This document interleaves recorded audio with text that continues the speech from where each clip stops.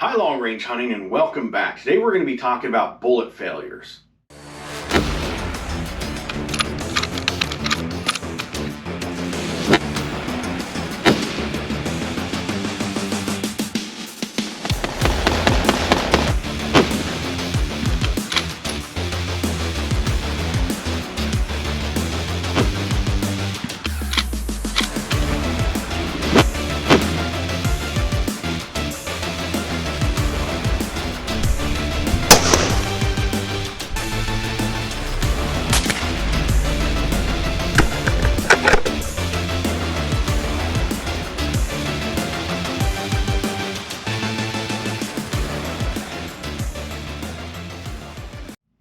Now, this is a very common topic that I deal with.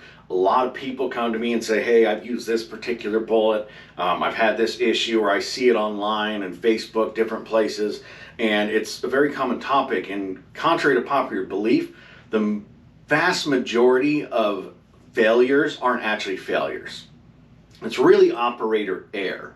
And what I mean by that is either they don't understand that bullet, they don't understand how it works. A very good example of this, and a very common one, has to do with Berger bullets. So you get guys, they'll say, hey, I used a Berger, I shot an animal with it, it blew up inside, didn't exit, and it just failed, I'll never use it again. Well, here's the thing. The bullet went in, it expanded massively, it exploded that chest cavity with a massive dump of energy, and it didn't penetrate. Well, that doesn't mean that it's a failure. A lot of these guys are so used to thinking you need an exit hole that they think if it doesn't, it's a failure. Well, that's not a failure. And that bullet didn't fail. It's exactly what it's supposed to do. That bullet is designed to go in a couple inches, massively open up, fragment out, and cause a massive wound cavity.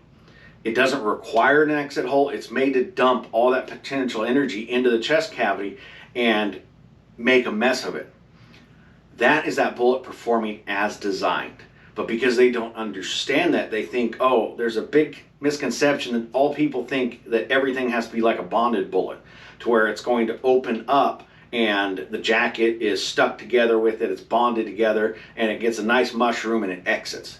Well, that's one type of bullet. There's multiple types of bullets, and each bullet is going to perform differently. And so a lot of it is just not understanding the bullet itself and what it's supposed to do. Or thinking that you need an exit hole in order for it to be good performance. And that's not true. So you have that, and then you have, again, it has to do with not understanding, but that has to do with the minimum and maximum impact velocities. All bullets have a operational range.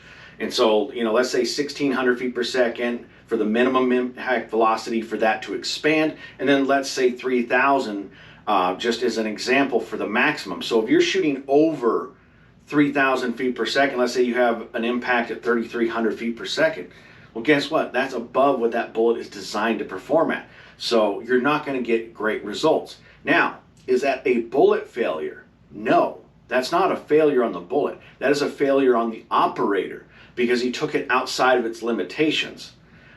I mean, that should be just very basic common sense, but for a lot of people it's not. So realistically, that's what I do see a lot. And so anytime somebody comes to me and we're talking about a bullet failure, or I'm evaluating it, the first thing it's doing is troubleshooting, going through the different things. Just like when I get somebody coming to me with a problem with their rifle, one of the first things I'm going to do is shoot their rifle, or have somebody else shoot it to verify that it's not them. Then after we check that box, then we start going through stuff like checking torques on the screws, on different stuff like that, making sure the barrel's free floating. And so we have a checklist to go through before we say, hey, this is just a crap rifle. It's not as simple as just, oh, it doesn't shoot well, there we go. All right, now we're going to dive into the two types of failures that I categorize. One is a failure to perform as designed, and one is just a complete and total failure. Now, this is something I classify them in because it's something I see. Now, an example, let's take like an Apex bullet, which is the Afterburners, or a Lehigh Defense, or a cutting edge bullet. These bullets are designed to where it's going to open up instantly and the petals are actually going to shed and they become their own projectiles going through, and then you have the shank of the bullet going through. Well, that's how it's designed to perform. Well, if let's say it doesn't do that, if it expands but those petals don't shear off, that's a failure on that bullet side. It's a failure to perform as designed. Now, is it still going to cause trauma? Yes, but it's failing to do what it's designed to do. So that is still a failure.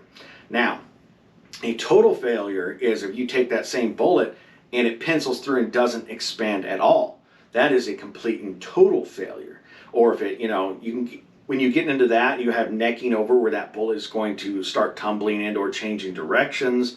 So there's multiple things that can happen. It blows through, but that's the total failure. So, if you take a different type like an ELD match, if you shot an ELD match and that bullet opened or didn't open up and just penciled through, that's a failure. Just to put this into perspective, let's take the ELD match. I get a lot of questions about match bullets. I've evaluated a bunch. I've only ever seen one legitimate failure with an ELD match. And it was just one of those things. It was a fluke, an anomaly. And it was pretty crazy just to see that. I mean, if you look at the true failures of match bullets, the good match bullets like Berger hybrids, TMK, stuff like that, not all of them, because there are some issues, and we'll cover that in a sec. But if you get the really good ones, I can count on one hand how many true failures I've seen. And does it happen? Yes. And that brings me to my next point, and that has to do with, is it an anomaly or is it a problem? Now, with this, you're going to look at it kind of on a scale. So, if you wanted to compare 100,000 bullets to 100,000 bullets, how many failures do you have? Because anything man-made can fail. That's just plain and simple. Scopes, guns, cars, anything, bullets, it's a man-made object. It can fail. Now, where does that fall in? Is this an anomaly? Is this something that's just super rare and just a fluke? Or is it something that happens a lot and ends up becoming an issue, and it's no longer an anomaly, it's no longer a fluke, it is a problem bullet. And that has to do with both failures and performance too. If you got a bullet that performs terribly a lot and fails a lot, then you have two different issues there. Not only the poor performance, but then you have the failures. And so you got to look on it as, if you want to do a comparison. Now, it does make it hard because some companies are smaller than others, where you have massive ones. But, just an example, let's say you had two companies, I'm not going to say names, just an example. Let's say you had, let's just do a small scale of 100. So if you had one company that had one failure in 100, that's a 1%. That's not something that I would consider common or a big issue. Now, if you switch the other one and they got 40 failures out of 100, then that's not an anomaly. That's a major issue. And so it's one of those things. Now, realistically, even in 100, should you be seeing failures? No, we should be talking about, thousands, but that's just something to give you a baseline on what I'm talking about that's very easy to understand. Now, what happens when you do take a bullet outside of its limitations? Because I do want to cover this. It's one of those things, if you go over, let's take, a Berger hybrid. If you go over that maximum impact velocity, or with any bullet, what's going to happen is you're going to get over expansion. It's going to have shallower penetration. So on a bullet like ELD match, stuff like that, Berger hybrids, where it's designed to shed weight, it's going to it's going to get shallow penetration because it's going to open up all the way and basically expand to the end of the bullet because you didn't have the right velocity. You went too fast for that bullet. If you're looking at another type of bullet, whether it's a monolithic or let's take a monolithic. Let's say you have one that doesn't shed petals. Well, if you hit too fast, guess what? That bullet's going to break apart. It's going to break those petals. It's not going to perform as designed.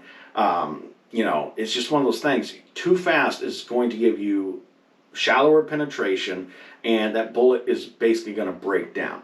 And it can happen with bonded, non-bonded, monolithics.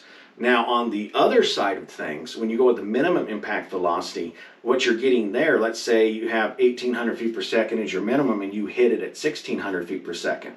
Well, guess what? There's not enough velocity there to equal expansion, so it's just going to pencil through. Can it still kill with shot placement? Yeah. But I mean, anything will kill with shot placement when you're launching an object through there, as long as it can cause sufficient trauma. So even a penciling bullet can kill, but is that what you want? Absolutely not. Now let's look at some lead core failures, because I do want to cover each one. Sierra Match King is one of the most common ones. Now, it has to do with the design. These boat tail hollow points that don't have a large cavity in there, they have a very small hole. What can happen is when it hits, it's going to basically clog and become effectively a full metal jacket.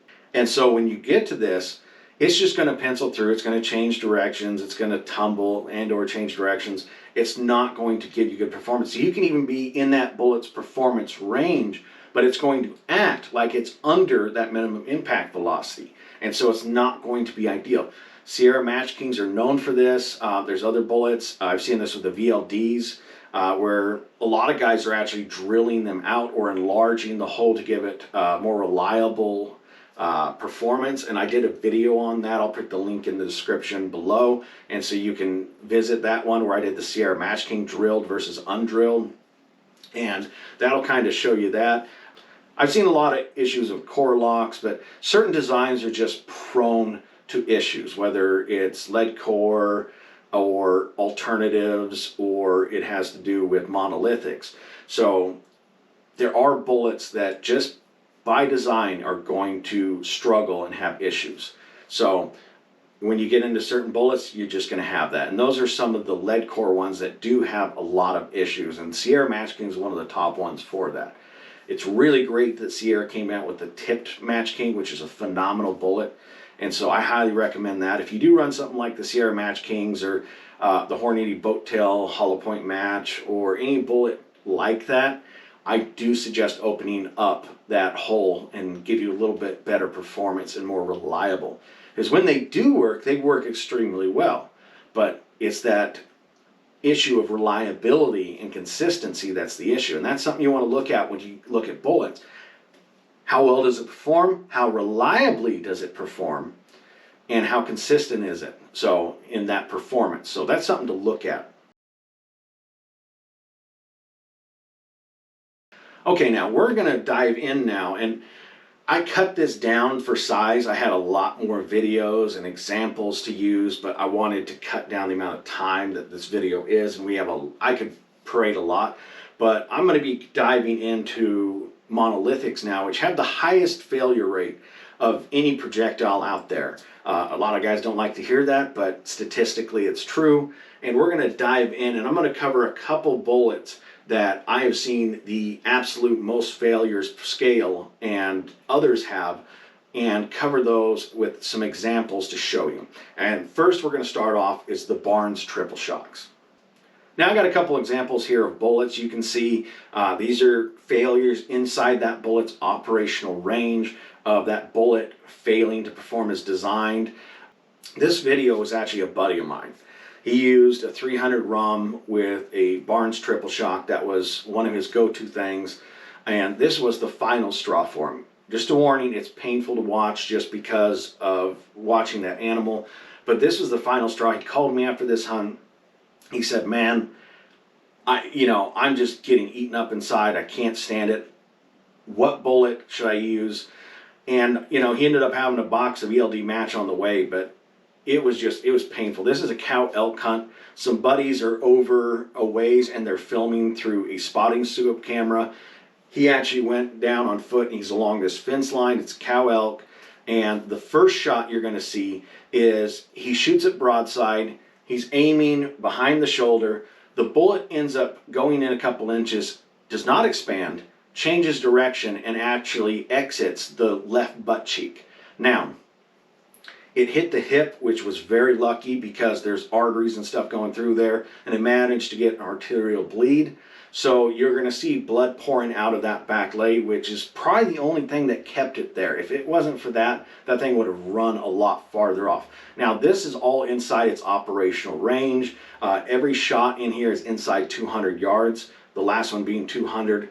And so that bullet should have performed, but it failed to perform, it failed to expand, it penciled through, it changed directions, ended up wounding that animal. And then you're going to see it runs off a little bit and he shoots it almost in the same spot. This time the bullet just pencils straight but blows out the other side, no expansion whatsoever. Runs off a little bit more, and ultimately he ends up doing a headshot because he's just getting tired of it and he didn't like it not going down. So he ended up with a headshot, put it down. I'll let you watch the video real quick and then we'll get back to it.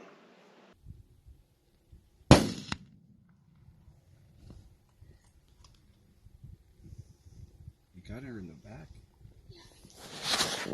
No, he got her in the back.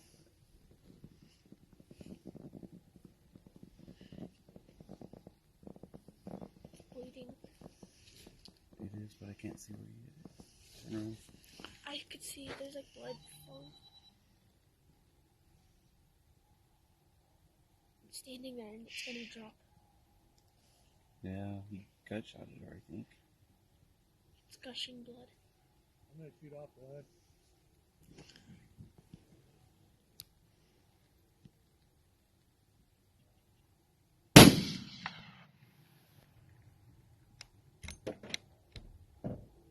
She goes.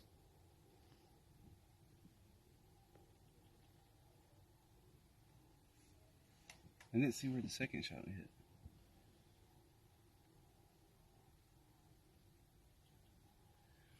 Oh, right through her chest. See it? They hit her good, Dirk? She won't turn. I can't. Alright, I'm gonna hit her again. Oh, she's going down. Hold on. She's down. She's down. She's smoking. Yeah, that's it. That was a headshot. Now you can see that was hard to watch. That is not uncommon. I've seen that personally, that type of performance. That's why I stopped using Barnes. It's one of those things that it eats me up when you get bad bullets like that. And this is not some new problem. I was actually, when I do ballistics gels and stuff and new bullets, I usually try to do a lot of research, including contacting manufacturers. During one of those videos, I ended up talking to this guy and we ended up with a conversation, and one of those guys was the head guy at Barnes for a long time, and he had left and went to another company. And that was a common issue, was what we were seeing.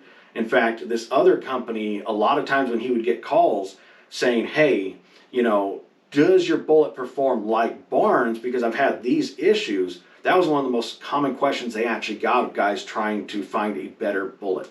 And so this is not what I would call uncommon. It's no longer an anomaly. I've seen it so much, and it is a large scale because they do millions of bullets.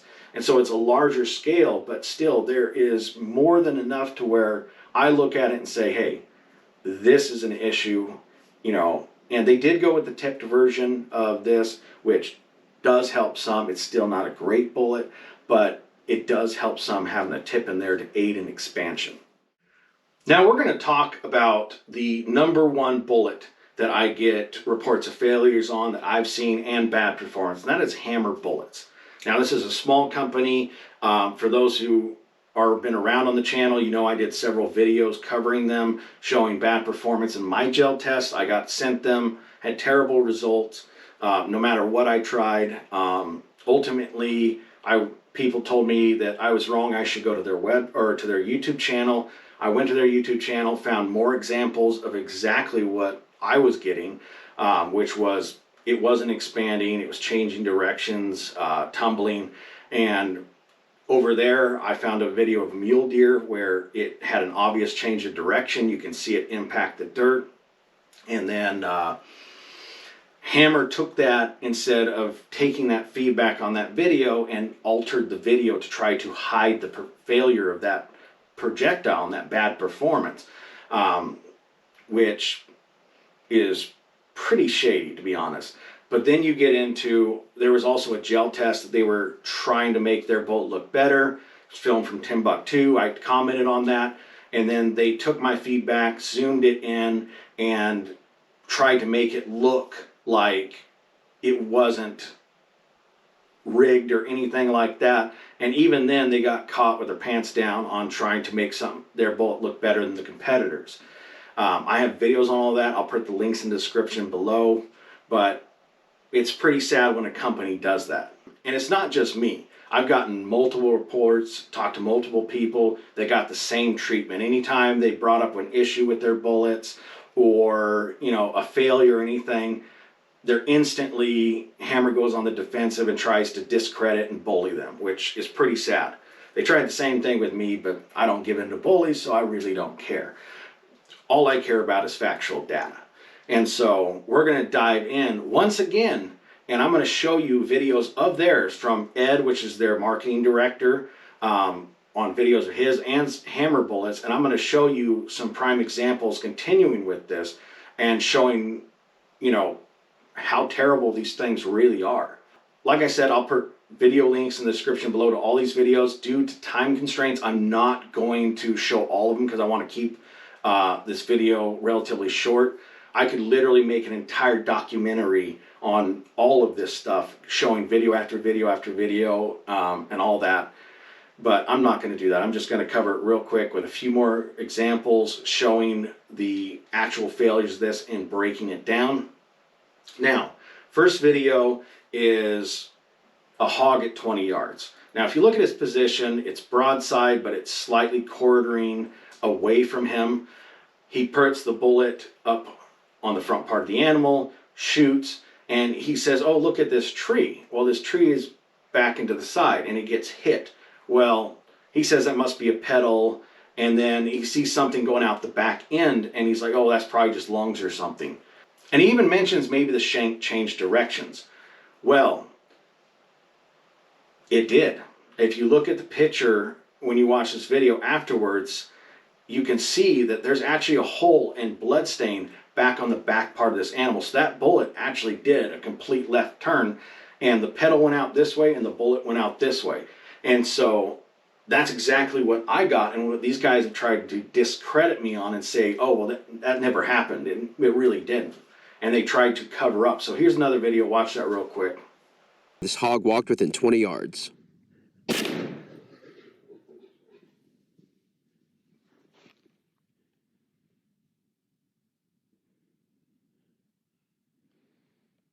Let's watch this now in slow motion. Watch the tree right here. This is one of the pedals from the 139 grain shock hammer bullet. Watch the left horizontal reticle in slow motion.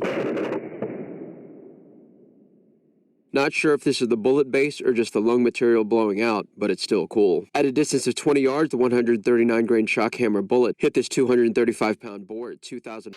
Now, as you can see, it changed directions, just exactly what I've been saying it does. That's not what you want. That bullet should be going in a straight line path. That's exactly what you want, is that straight line. It's not doing that. That is an issue because it becomes unreliable and it does not give you good performance. Now, this next one is hard to watch. He makes a lot of bad shots. This is Ed, their marketing director. If you watch his videos, he's very spray and pray. I would hope that he would learn to shoot better and take better shots. One of these shots, he actually shoots an animal in the butt, right in the back through the guts. And you watch when he shoots, his reticle's right there. He broke that shot there. It's not like he was trying to lead it and hit it there. He made that shot and ends up running out of ammo. I mean, he just started hammering down, taking whatever shot he could. But in this video, you're going to see a coyote. It has a good shot, but it runs off a really long way and is never recovered. And then if you look at the two hogs that are in this, both hogs, he ended up having to shoot in the head with a pistol. Well, that's not exactly good performance if you're literally having to put it down with a pistol after it's been shot. So it's kind of sad that he ended up having to do that. Not exactly what you'd call good performance. This coyote showed up around 9:30 p.m. He popped up out of the opposite side of the pond at roughly 125 yards away. He walked under the blind that had been working on all day by another group of hunters. He continued to work my direction. If he would have kept his line, he would have crossed my scent path in less than 50 paces. Curiously, he turned uphill, giving me an opportunity to tag him at roughly 80 yards.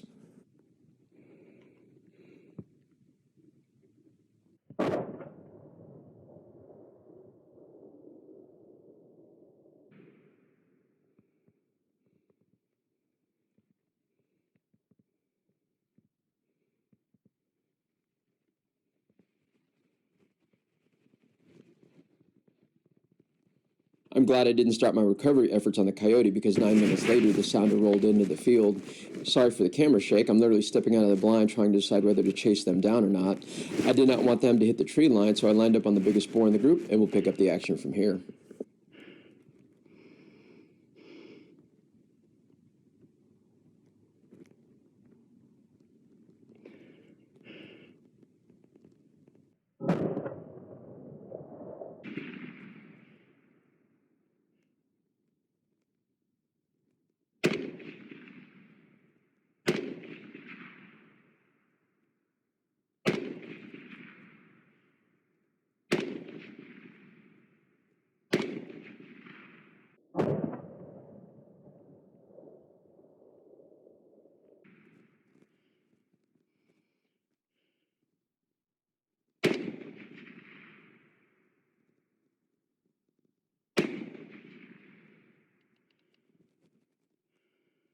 Out of ammo. Why do I always do this? And here's the first boar that I dropped.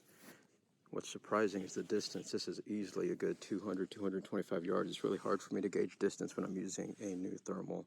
I thought it was a lot closer, but man, I was way off. I'll geotag it just to see the distance. Sorry if he's shaking. I had to put one more 9mm into his head. You could tell he's still got a little quiver in him, and I made a pretty good shot. It's right there on his high in the shoulder right here, which would have gotten his spine. But you can tell I got a 9mm in his head, and he's still got a little quiver. That's how tough these guys are. He's a pretty big pig. I'm going to guess he's probably right in the 125. I mean, he's long. It was just like that other hog that Sean and I shot the other night. Big old guy. Here's the exit wound of the second hog that I shot. I did have to put another one in her melon. His melon, I don't know what it is yet. Yeah, there's the entry right there in the hip.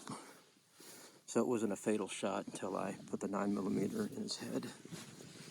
On this next one, we're got some high shoulder shots. The first one is a coyote. He does a high shoulder shot on that, which it should have dumped that thing right there. It should have hit the ground like a sack of potato, lights out, shut down the CNS. Now, there was an elk video that I covered before where the same thing happened. A guy shot high shoulder on an elk, and it didn't do anything. It ran off a little bit and then eventually died because it did manage to get the lungs. But in order for it to do that, that means that bullet has not expanded because there's no energy transfer. And so when you're doing on a coyote like this or that elk, if it does that, if you take a high shoulder shot and you hit where you need to hit and that bullet pencils through, you're not going to get a CNS unless you get really lucky. And so that is a failure on that coyote. Then you go on to the hog. The hog, he does a high shoulder shot also. Now it is quartering, but where he's aiming will go straight into that vertebrae where the branchial plexus is and shut down the CNS. But once again, it did not, which shows that that bullet did not expand and transfer energy into that animal. Now the next one he does just a chest shot on and ends up running off. Now all three of these animals were never recovered. And he talks about, going out even the next day and trying to find them. Still can't find them. Well, if you're looking for a bullet, especially with how great they claim these bullets to be, you want it to kill reliably, quickly, and put that animal down. When those animals are running off and you can't even recover them, even when you go back with equipment to try to find them, that is not a good thing. So we got multiple failures there, and failures on high shoulder means it did not expand, just really piss poor performance, and it's just hard to watch, and it really is the animal that suffers. And that's why I'm such a stickler on performance, not only consistency, reliability, but that bullet should cause enough trauma to put that animal down quick, especially when you're doing a CNS shot.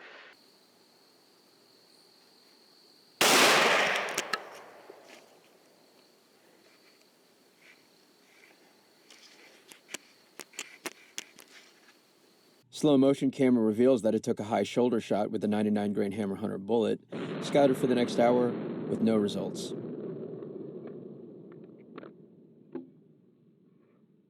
Around 9:45, I was recording video with a mini iRay when I saw a coyote working the field. I quickly got behind my 6.5 Grendel.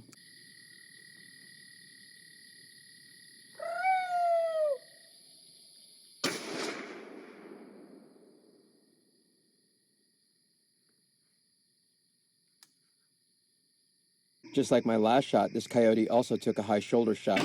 At 80 yards, the 99 grain Hammer Hunter bullet dumped over 1,500 foot-pounds of energy, 3 times the amount of energy needed to drop these guys with a perfect shot placement. While looking for the coyote, I heard a deep bellow of a boar, and that familiar sound of hogs stomping around in an area. They were working the backside of the feeder, but would not come in. I knew they couldn't pass up on a pile of corn, so I just waited.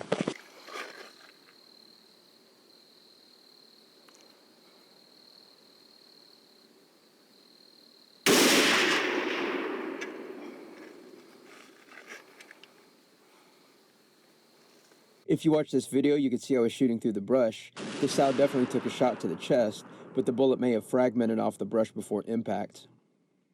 I have no doubt that all 3 critters were mortally wounded. I even saw buzzards working in the area. The next morning, I looked around with a mini iRay, but I could find nothing. Frustrated, I went out to confirm my zero. If it hits center, then it's definitely my fault. All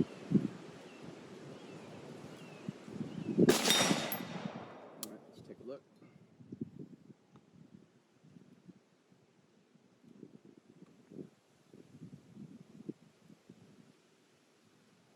That's dead center.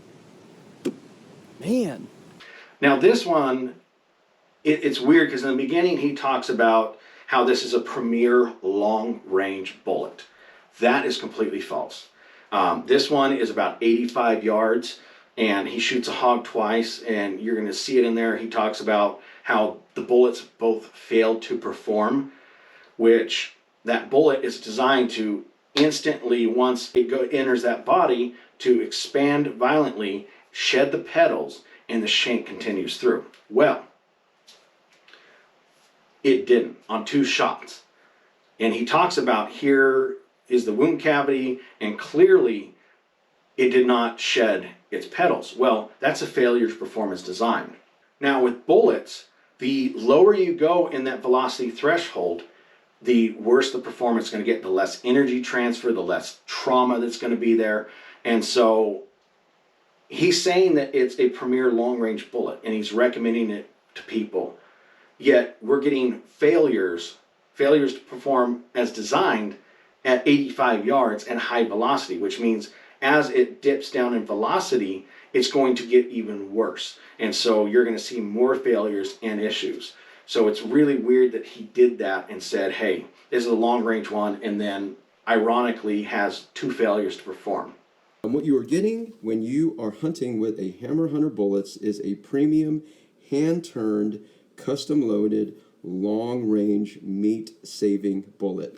So I want to do what I want to do that Steve Davis doesn't know I'm doing. I'm going to be running these through a hog to show you the neocropsy and why these things are a premium, long-range, meat-saving bullet. And so if you're going to be hunting out in mule deer country or in pronghorn country when you want to go long range and you're going to be using the 6.5 Creedmoor, this is the one bullet I would definitely advise you to use if you want to get into the custom hand-turned bullets. So I'm going to go ahead and get this all loaded up, head out to West Texas, and let's kill us some swine. Finally, this one sow presented a perfect broadside shot. This hog dropped on the first shot, and I took a secondary shot to stop the dirt dance. Unfortunately, my recorder video link died, but I did catch the audio. What a perfect time to get a new recording unit. All right, I had to do some poking around, but I finally figured it out. My first shot on the sow was not premium, it was high on the shoulder. This first picture is the entry wound. The second picture is where the hammer bullet entered just above the shoulder. The third picture is where I believe the bullet fully expanded, causing hydraulic shock. Since I missed the shoulder completely, there was no visual sign of bone material in the cavity. And at this point, it's apparent to me that the bullet held together and did not fragment.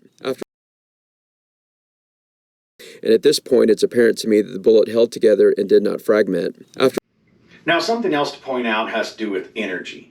Now, Steve, the owner, or one of the owners of Hammer Bullets, actually claims, because people have pointed out, including myself, the lack of energy transfer, which is what you're going to see on those high shoulder shots when they didn't drop. It's not expanding, it's not transferring. Even when it performs as designed, it doesn't transfer a lot of energy. And so now he's claiming that energy doesn't exist. It's a wives' tale, which basically is saying that everybody in the industry is wrong. Every expert out there is wrong. Yeah, it's pretty ridiculous. It's just sad that a company does this. And it's not the only time that they've tried to basically dismiss issues, even though it's right there in front of them. There's one guy recently that shot 4 elk with hammer bullets. 4 failures in a row. That's pretty sad. When you have just one person and they experience 4 failures on 4 elk, that's terrible. Now, I got a report of 4 failures from people in 3 days. And that's 3 different people, 4 failures. One guy shot 2 animals. He shot a coyote, ended up running towards him, and he had to end up putting it down with another shot. The other one ran off a good half a mile and took forever to expire, even with a chest shot. So shot placements were both good. It just didn't cause a lot of trauma. And so it resulted in long and prolonged deaths, which we've seen from these videos too. The animals run off a long way, even with perfect shot placement. Both of those, though, were failures. They penciled through. Once recovered, both of those animals were recovered. It was a pencil through hole. You have this one, which was shot through an animal, high velocity, and obviously didn't do anything. And then you have this one, which is the other one I got, which was on an elk, and again, another failure. So there's just so many. When you look at, with them being a smaller company, because Barnes does millions. And prior to Hammer, Barnes was the number one that I saw failures with, particularly the triple shock. But then you go on this where Barnes is millions of bullets. Hammer is thousands. Yet Hammer has tons of examples. I mean, I got 4 in 1 week. One guy had 4 of them. You can see plenty of examples in their videos of bad performance, failure to perform as designed, and failures, total failures. So it's pretty crazy. But this is a prime example of a difference between an anomaly and an issue. And there's also separate poor performance versus failures, which this has both. Now, I hope you found this educational.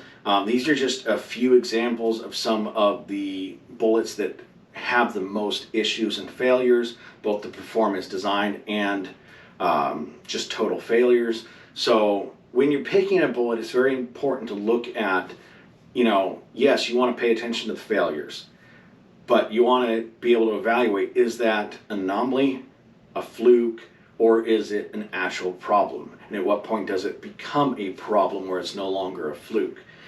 So picking a certain design is going to make a big difference, because you want, when you pick a bullet, you want it to work every time. You want it to consistently work. You want it to be reliable, and you want good performance to where when you're shooting that animal, even with non-perfect shot placement, you want enough trauma caused reliably to put that animal down quick. We owe it to these animals to have quick, ethical kills. And the ones that we've shown have issues with that. From the lead core with the Sierra Match King, unless it's drilled, so you actually have to modify it in order to get it to that point where it's there. Or when you get into monolithics, which have the highest failure rates, when you get to, especially with Barnes or especially with Hammer bullets, you need to pick good bullets. I mean, ultimately, all I'm doing is putting forth information for you, and you get to make up your mind on what you personally want to use. Personally, for me, when I recommend something to somebody, I want them to have the best bullet that's going to give them the best performance and the best results. No matter what they choose, if they want monolithics, bonded, non-bonded lead core, alternatives like DRT terminal shock is a great alternative that isn't lead core. It's a compressed powdered, either copper or tungsten. No matter what you end up choosing, at least you can go into it educated and understand that certain designs are going to have issues. Certain bullets are going to have certain limitations, some more than others. And so you need to look at all that, so when you go into the field, you can be as effective as possible and put that animal down fast, because ultimately that is our goal as an ethical shot, whether you're hunting short range, mid range, or long range. You always want to get a good, reliable projectile that is going to do exactly what you need every single time. If you guys have any questions, drop them in the comments below and I'll answer whatever you guys come up with. As always, again, all the videos are going to be in the link description below, including mine covering different stuff. So everybody, thank you for your time. Be safe out there. Happy hunting.